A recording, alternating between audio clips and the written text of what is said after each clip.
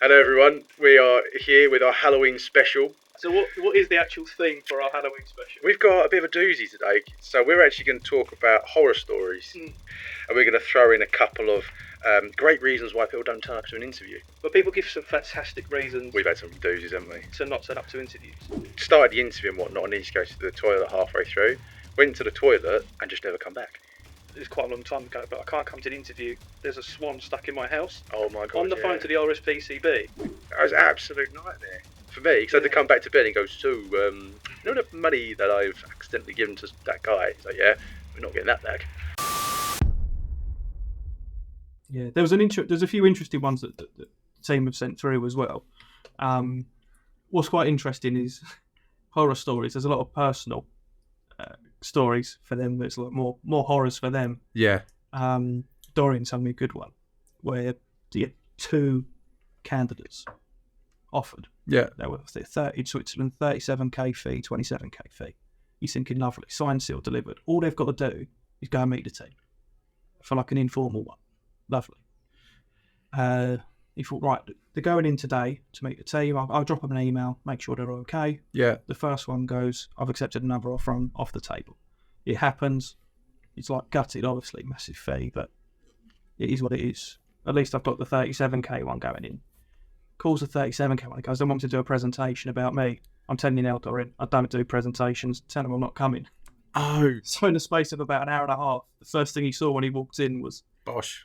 about 65k worth of fees down the pan immediately. Man. Immediately. So That's that's killer. yeah, not as funny as the other ones.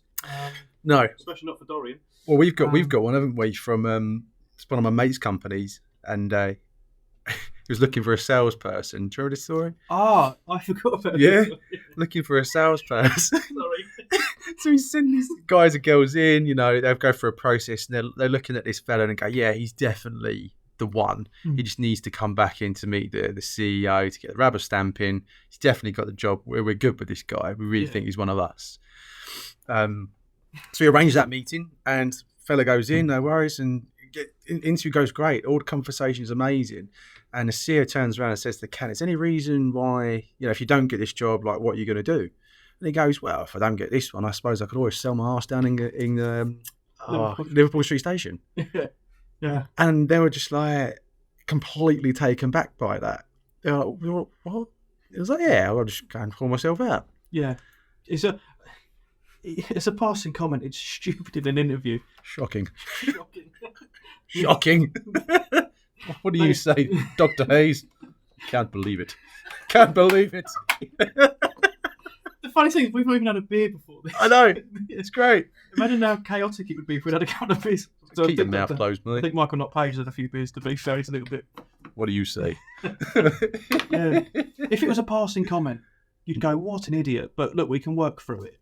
But the fact that he doubled down on it. He doubled down on it, and they really wanted to hire him. They thought, you're just way too familiar too quickly. Yeah. Like, What if you're like this with us? What are you going to about with clients? yeah. So that was a Well, no-go. Yeah. That was a rough one. Yeah, we lost a few grand on that one too. Got a good story out of it. Go on. Yeah, no, we did. It took a few years to bring that one back out, but it's hit the public domain now. So At the time, it definitely wasn't funny. you know who you are. Yeah, if you're listening. Yeah. I've seen you at Liverpool Street Station. Oh, mate, that's a really good one. Yeah. I'm trying to think what else I've actually had. They're the main things that really sprung to mind when we started thinking about this. And like you said, that we were saying this all in jest, right? There are genuine reasons why this kind of stuff happens. It doesn't always work greatly, but it's just funny when you look back at some of them. Yeah. Do you know what? There was one close one that we had. Wasn't that long ago, probably just before 2019 it must have been. Started working with a new client, and they gave us like a bit of a heads up role. Started working it, and one of the guys who was working it from our side accidentally sent a job description to another agent. Yeah. Remember that? Yeah. Oh man. That's it. I don't even think the company were.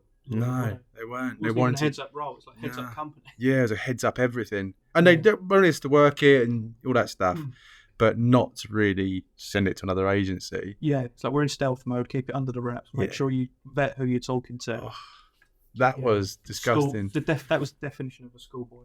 It was, because they were talking about hiring like 30, 40 people, Yeah. giving it all to us, exclusive, like, all wrapped up, lovely. Straight down this one. Straight down this one. And I remember I got the phone call. I was there in London out with my mates. It was like a Friday night, I think it was. And I got the phone call from the HR, head of HR. And I think she actually had quite a lot of satisfaction telling me that you really fucked this one up and you're not getting the work. And I remember I put the phone down to us and my mates were like, so how did that go? I was like, it was really bad. Just buy me 4 shots of Zambuca, 2 pints. I'll be fine in half an hour. Definitely. Oh, it was killer though. It was horrible. Yeah. This is one from Phil that, again, just mind. It makes the mind boggle. So I'll read it verbatim. So the client needed the position filled ASAP. Right. So I fast-tracked an interview. But the qualified candidate was in Milan for a week. Obviously, a bit of difficulty. That meant she would have shown up to the interview the day she landed at Heathrow. Okay. The candidate was not happy about the arrangement, and a taxi ride to Heathrow was not an option she wanted to pay for. So Phil, being the person he is, basically offered to shuttle her from the airport to the client's office and then back to her house. Oh, did not know this one. Yeah. On the day, him and his colleague got to the airport. She came out of the airport wearing a onesie and Uggs. No. Yeah. It's flight wear. Yeah, I suppose. Yeah. Unless you're the pilot. Just a When little asked hat. if she could wear something interview appropriate, she said all her clothes were dirty. So they drove her to Next, bought her an outfit, drove her to the interview, and then dropped her off. Did she get the job? Luckily it did, so it all worked out in the end. Oh my god. So yeah, when you take recruiters that go the extra mile, That is something, isn't it? yeah, that is something. Funny enough, that's just reminded me of another story. I literally was forgotten about. We had a candidate who'd been working in the Air Force, US Air Force. Yeah. It's like, literally, just got out. I've come to the UK with my partner. I've got an interview for an IT role.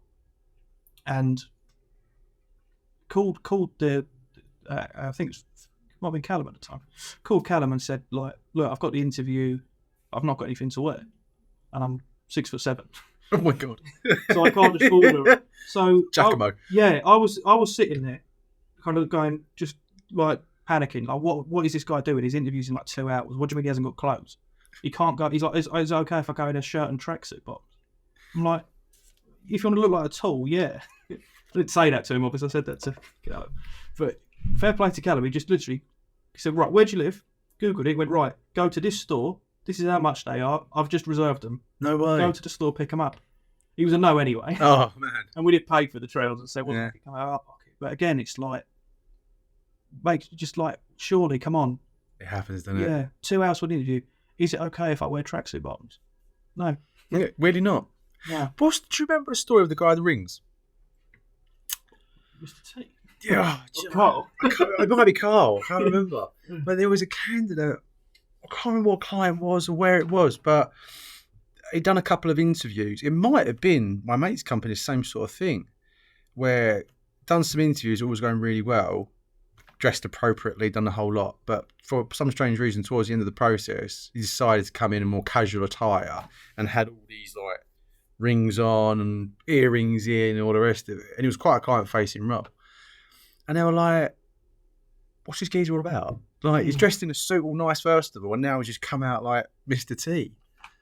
And I remember at the time I was chatting to him, I said, why did you dress that way than that way? And he was like, I just felt quite comfortable, so I didn't think it'd be a problem. I was just like, oh, really? Yeah. Really? You feel like sometimes like you're dealing with professional people that do very irrational things sometimes, and it's quite hard to find the logic around it when you're receiving the information. Yeah, it is exactly that, because it's like the compute time to kind of almost like the dial-up noise just plays in your head, and you're going, this can't be real. This person can't be real. It does happen, doesn't it? Do you know what? That I haven't written this one down, but this just kind of hit me.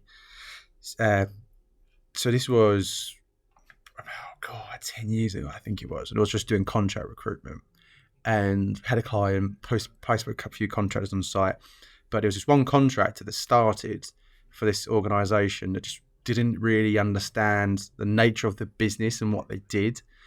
And she'd go to these interviews and be very politically off about the situation. And I'm being vague because it's quite like niche in terms of what these people do. Yeah. So she just didn't agree with it like that. So the company did like this technology. She did, her religious beliefs was like, you know, that was the first kind of red flag to think, why would you join this sort of organisation if that's kind of what you believe in? Yeah. So anyway, that was a little bit of a moot point. It wasn't really relevant to her doing her works, which is fine. But she was in these like leadership meetings and she used to fall asleep in the actual room. So she would kind of like hunker in her chair and just close her little eyes. And then just wake up. And even that wasn't enough for them to sack her. She's a contractor, so they could just, you know. And she has this one-to-one with her manager, and basically she has like no notes. She's project manager as well. Like no notes, no nothing, whatever. So I get this really angry phone call from the head of the department saying, we're going to get rid of this individual. You need to come down. It's your contractor. You need to kind of like terminate the contract. It's your responsibility. And I was like, okay, it's not really, but fine. I've had to do it once or twice before. So going into this room, contractor's there, she's thinking, what's going on? I'm clearly being let go. And I was like, I don't know. I'm like, it's not for me to say. So anyway, this manager walks in and basically turns around and says, because of X, Y, and Z, you're being sacked. And this contractor started talking back, and she just turned around and said, I don't have to listen to this. Sam, you deal with it. And then just walked out. And I'm just sitting there with this contractor. She's going, no. I'm thinking, oh my God, like trying to like appease the moment and just saying, look, you know, it is what it is. And I just couldn't get through to her at all. And in the end, I had to leave and get someone from the reception to get security to escort her out the building. I was just standing there like this, just kind of watching this thing unfold, thinking, oh, like, What do you do with that? yeah. Yeah, to be fair, the manager knows I think the manager knows that they're going to be handing you a grenade in this situation. Yeah, they definitely had to be a load of grenade on that one. Hold this, please. That was evil. That was very evil. Thanks for that one, by the way. You know who you were. It's therapy, isn't it? Yeah.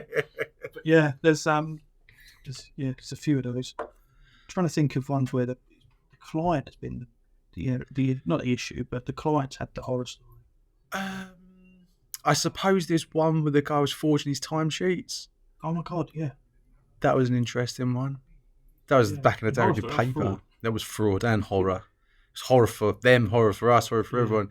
The guy was actually forging timesheets. Like there were written timesheets at the time, but he got clever to actually copy the signature and just basically copy and paste it on every timesheet, and then was writing the time in.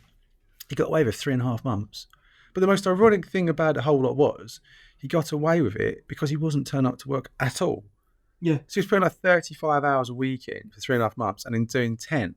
Yeah. And I was, not that I condone any of that, but I was like, he wasn't even intelligent enough with it. He could have literally worked a bit more and just topped it up, and he could have got away with that forever. Yeah.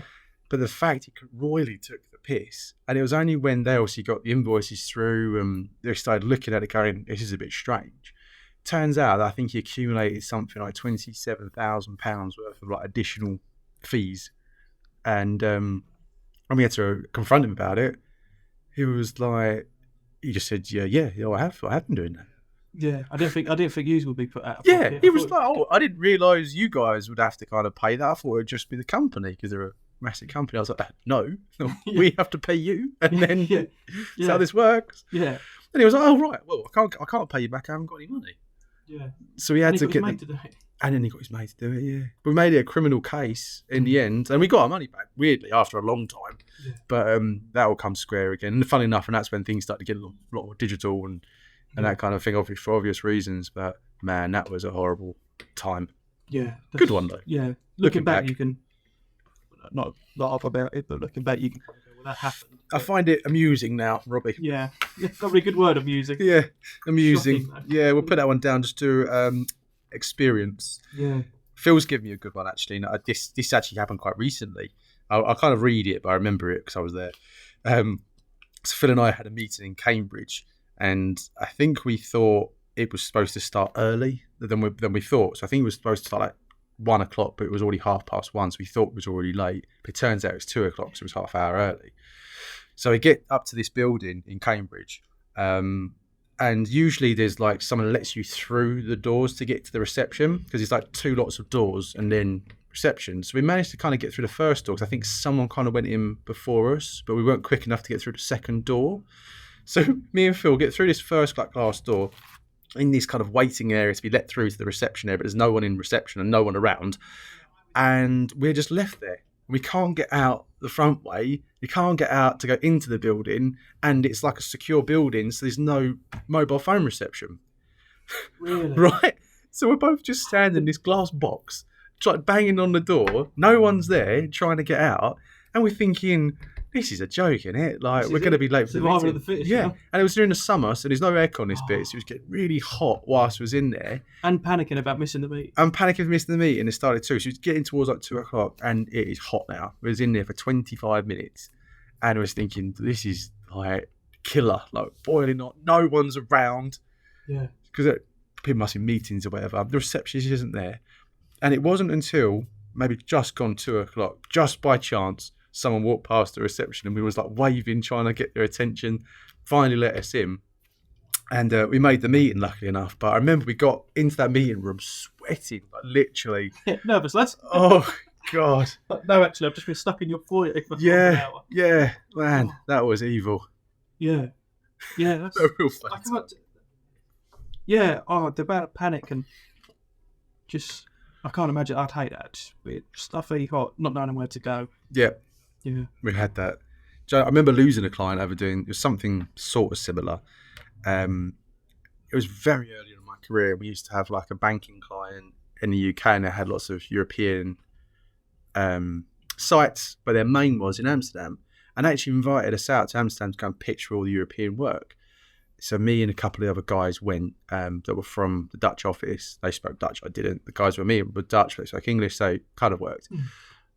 And we're in the financial district in Amsterdam, they're just huge, great big buildings like on an industrial estate, ultimately. And I remember this so vividly. There was 3 of us who were kind of walking up to the building from the right, say, and then there was these 3 ladies that were walking from the other side. What did I say? Right, left? So left-hand side. And then one of the guys I was with, for some strange reason, just kind of almost like barged in front of these 3 women trying to get through the revolving doors to reception. And I remember her looking at her colleague or whatever, just going, oh, like, how rude sort of thing. So we ended up going through the building. You know where this is going, don't you? Yeah. Going through the building, and we're sitting there waiting to do our pitch. Walk into this room. We didn't realise it was a massive horseshoe of people that we thought was just going to be like 2 or 3 people. It was like 10 people we had to present to. Oh, wow. And then these 3 women sit right at the top of the table, and guess who they were? They were the ones that were deciding. They were the ones that actually had the deciding factor whether or not we won the work or not. And I remember whilst we was in there, it was over before we started. Yeah. I just thought, this is just not happening. Yeah. And guess what? We didn't win anything. Oh, I was absolutely gutted about that. I remember saying to the guy, I was like, why would you do that anyway? Because it was like a deliberate getting in front of you type of thing. Yeah. I think it's just, oh, sorry, no, you go. No, it was just like straight through. Don't even acknowledge you. Yeah, that probably cost us millions, that decision at the time. It wasn't North-reaching, lucky enough, but still. Yeah. C'est la vie. C'est la vie. C'est la vie, Robbie. We're looking through this Sabbath VCS. Phil's got a lot of these. A lot of horror stories. He's an old boy, isn't he, in the game? Do you know, yeah. I'll tell you what, they're not recruitment horror stories, but after I tell Phil one, I'll tell some of Tom's sales stories that are fairly funny. But yeah, this is Phil's one. Watt secured a huge contract, 30 positions to fill across 20 European countries. A 2 months interviewing, Phil spent 2 months interviewing 100 candidates on WebEx, prepared the presentation, got to the client's office, and they said that they had changed the plans and that the budget had not been allocated for in the hiring plan. Oh. Yeah. I think they call that putting all your eggs in one basket, Mr. Rose. Yeah. I think that's faux pas on your part. Yeah. Oh, man. I mean, we're going to divulge a little bit here. I think this story deserves a very honourable mention from our own Tom Atta. This was when he was selling something. Something. I think energy? It was energy contract. Was it? Yeah. With door-to-door canvas, and he went to this estate, which wasn't the most pleasant estates. He thought, right, well, crack on with it. Kind of knocked at the guy's house, and this is what we want to talk about. Well, yeah, no worries, come in, walk through, and then the dog just followed him behind him. Oh my God, I've heard this story. Yeah. Dog followed him behind him. Thought, right, let's put the dog. So sitting down, he goes through the sales pitch, and just as he's getting to that pinnacle closing moment, this dog just starts having a crap on the floor, and the bloke looks at Tom, and Tom looks at the bloke, a little bit like how Dr. Hayes and Michael Notpage look at each other at the moment, both in a little bit of shock, and literally, like, no one says a word. He signs him up. He goes, right, Tom's thinking, that was weird. Walks out the door. Right, see you later. Tom gets about 10 steps out the door. Don't go, and the guy at the door goes, Tom, you're not going to take your dog with you? It wasn't his dog. It wasn't his dog. So it wasn't the guy that owned the house. It wasn't the guy that owns the house. No, it wasn't Tom's dog, and it wasn't the bloke's house's dog. It was a random dog. At some point during Tom's sales pitch, walked in, crapped on the carpet, and Tom still signed him Luca. That's amazing. Yeah. Oh my god. Yeah. Literally can't write it. You can't write that one. Yeah. Dog crapped on the carpet. Imagine a bloke coming around to have to sell you something. You think it's his dog has crapped on your carpet. Oh my god. Yeah. That's fucking brilliant. That's a really good one. I don't think I've got any more. I think that's like the main bulk of them. Yeah, I'm trying to think of the others. There's a few on here. There's a lot of these that are more just people ranting and raving. Yeah.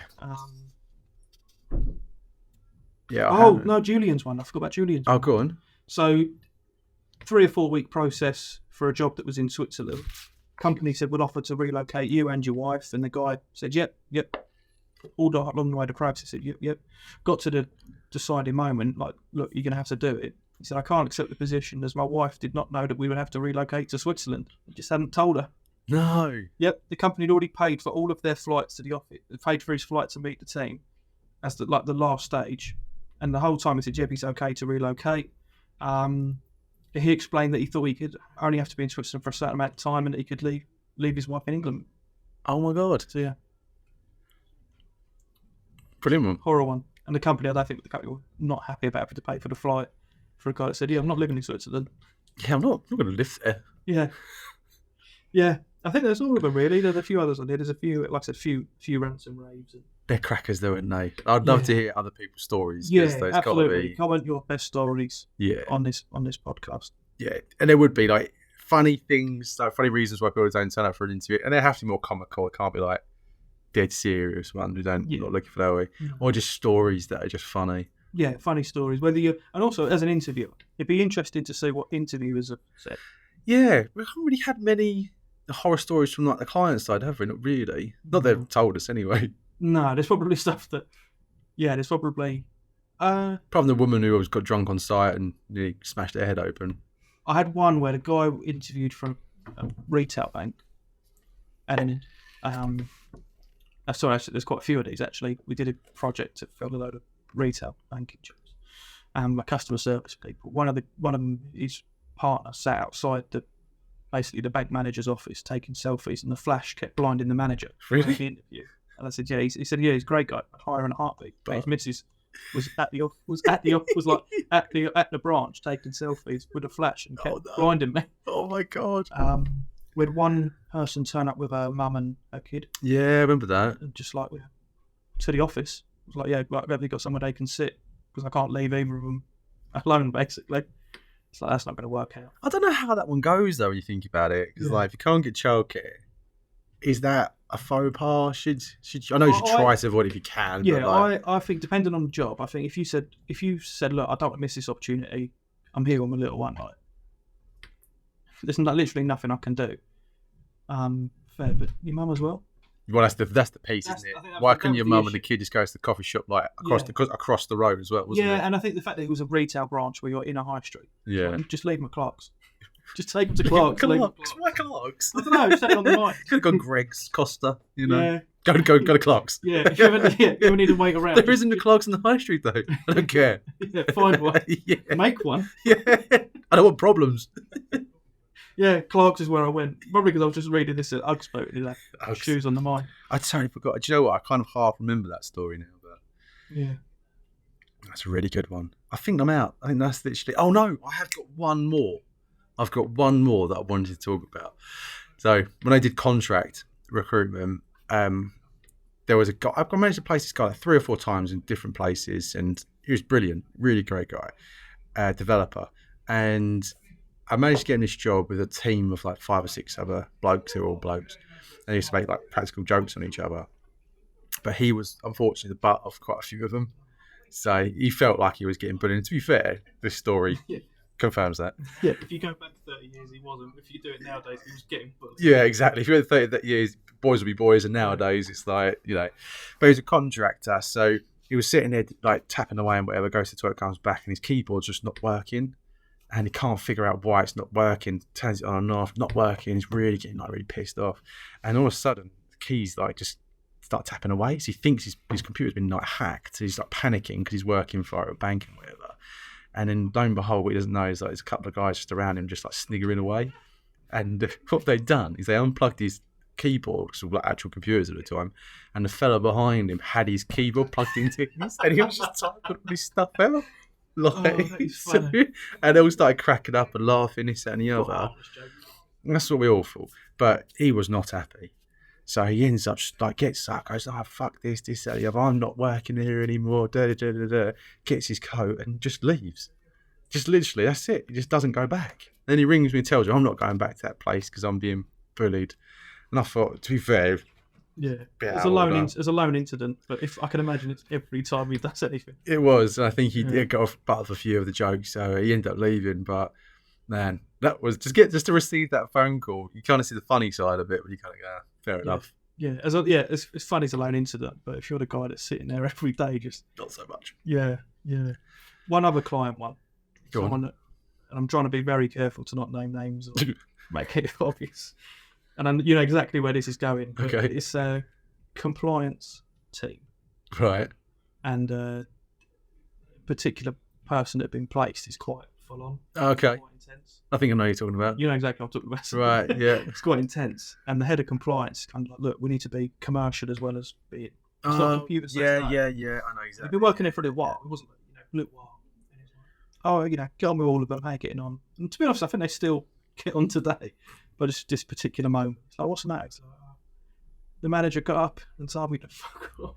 Yeah. In front of everyone. Just done his head in so much that he just got up and said, He did as well. It's such a quiet office. You can hear a pin drop. Yeah. But yeah. He lost his bonus for that, didn't he? Yeah. You did, yeah. The candidate was not happy either. Well, no. I can imagine. I think that was a sort of nail in the coffin of their relationship. I think it really was. Yeah, that was not the finest hour. No. But a good one. Yeah. So, talk about losing your head horror stories. But yeah, I'm sure people will have loads to write in about. I'd love to hear them. I really do. Yeah. I think it's definitely the season. You haven't heard, but you thought you would have trousers splitting in interviews? Yeah, don't really hear about that anymore. Not really. So actually, very, very final one. And it's got nothing to do with interviews, but it was someone that was like a contractor at my dad's company. Always late to everything. like everything. Late to life. Late to absolutely everything. He said, I can't get to the meeting with whoever it was. Really important meeting. We need to do this. Couldn't get to the meeting. I've pulled over to get petrol. As I've gone away, somehow I've ripped my trousers off. Off. He did like ripped my trousers off. Oh my God. Like they've torn down the side. No. I think he said he got caught on like the door. Oh. And as he's like swung the door open or something, as he's moved out the way, he's caught it on something and ripped his trousers off. Oh yeah, my dad was just like, I can't deal with this. What do you want to do with this information? I can't deal with this. Yeah, like I ripped my trousers off. Oh my God. Yeah. So yeah, top that. Top that. Yeah. That is it. I'm out. Best comment, you get both masks. You get both masks. Maybe. Maybe. I probably should have them. There we go. That is it. Look. Right, listen. So we got Dr. Hayes. Dr. Hayes is now fully masked up. I like it. Dr. Hayes. Isn't it? Dr. Hayes and... That's horrible to look at. Quite easy, really actually. Scary. I like it a lot. I might leave that in my car. Just to deter intruders. Birds. You wouldn't, would you? Yeah, actually, that's a great idea. I keep moaning about the bird. Crapping on your car. Yeah. I'll just leave a skeleton with a bird mask on. I like it. It could work quite happily. Yeah. All right, man. Well, So look. what's next episode, did Rita? Yeah. Next one's a bit serious. Oh, dear. What, more serious than this? It can't be Hard more to serious believe. than this. It's from record high quits to employee retention strategies for the big stay era. Oh, the big stay era. So we've really gone 180 now. Yeah. Oh, wow. Okay. Everyone's left. Now everyone's staying. Yeah. I think, yeah. How do you keep everyone to stay? Bit of both. Yeah, both. I mean, people are scared to lose their jobs at the minute, aren't they? It's gone completely the other way and very quickly. Well, a very serious conversation for another day, Robbie. Yeah. Signing off. Signing off, Batman and Robin. And Dr. Hayes. Dr. Hayes and Michael Notpage. Yeah. Thanks very much, guys, for tuning in and see you next time. Catch you later.